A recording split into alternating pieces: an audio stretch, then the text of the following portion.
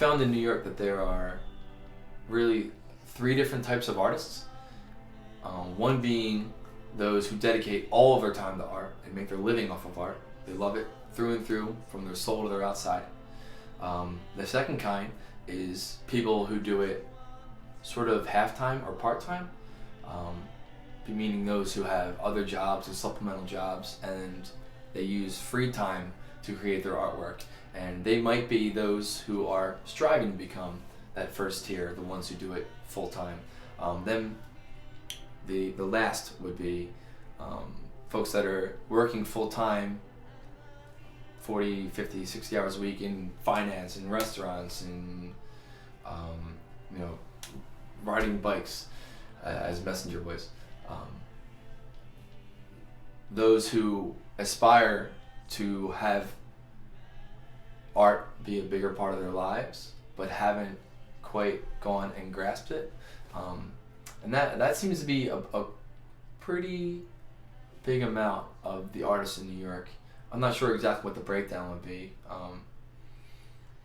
but there seem to be an awful lot of people who have art in them, and they find themselves working these jobs and with no time at all to do their artwork.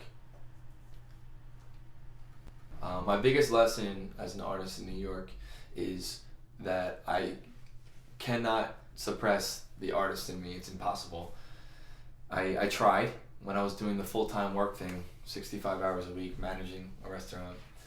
20-something puts you in a place where you have to make a decision. You have to decide, do I want to make art my life now, or do I want to keep it as a hobby and have a career that's stable and keeps me comfortable, and I can go out with friends for beers and have nice dinners. But if you choose the opposite, you're saying, I sure hope I can do those things, but I don't know for sure. So I find myself overwhelmed artistically quite often.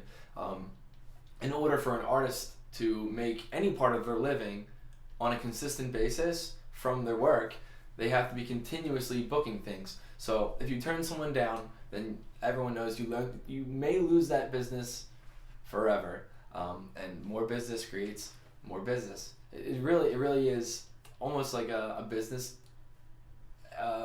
venture. It's a business venture being an artist, absolutely, 100%. So sometimes you'll book 5 jobs, maybe it's 5 commissions artworks, and meanwhile you have to practice 3 nights this week and work 2 nights this week. And here I am with all these paintings that I said that I would do, so I guess I'm not sleeping as much as I planned. So feeling overwhelmed happens quite often, but it's necessary and it's exciting.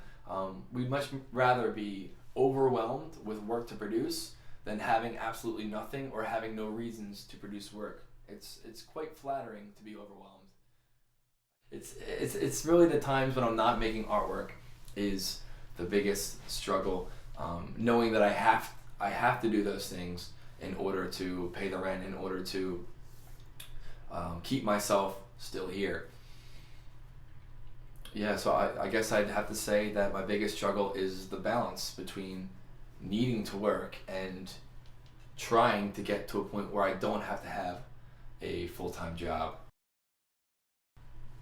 So far as doubts, I have a bit of a different outlook. I think I've heard so many people expressing doubts along the way, talking about how hard it is to be an artist and make a living, starving artist this, etc. Oh, New York is so expensive. I've heard so many people talking about that. I feel like I would rather be the one to play the opposite card and just sort of make a run for it. Like if the wall's super high, and somebody's got to try and climb it, and then eventually someone gets over it, and you learn that it's possible. So the advice that I would give to those artists in New York that haven't quite broken through to having not full-time jobs, although they are still artists on the interior. First off, I had one professor who said to me, find what makes the magic happen and forget what everyone else says. So even if you think your stuff is crap, just keep making it. Just keep doing it, keep doing it, keep doing it. It doesn't matter who thinks what about it, just keep making it. forget what everyone else says and move forward with it. Secondly, I had a professor say to me, if you can't afford one studio, rent two. And that means that if you want to be able to do artwork, the only way you will create yourself and give yourself the means to make more artwork is to start making the work.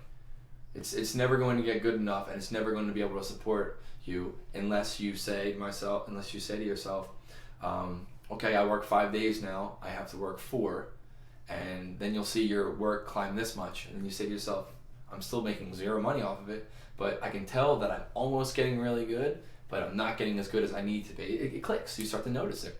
Then you cut down to 3 days, and then you have no money to do anything. You can't go out with your friends anymore, which is fine.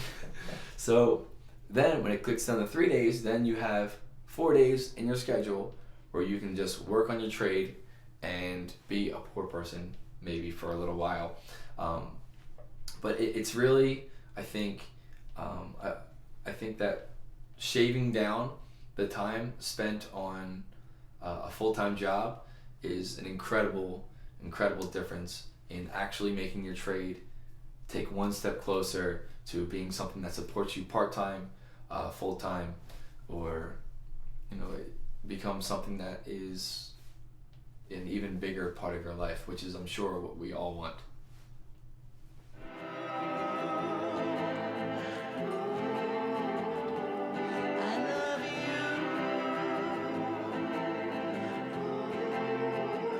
It's honestly a lot more fun when you create something and it makes you, yourself, the person who created it, feel overwhelmed with whatever feelings it might be. But when you feel elated because of something that you made, I think there's no better feeling.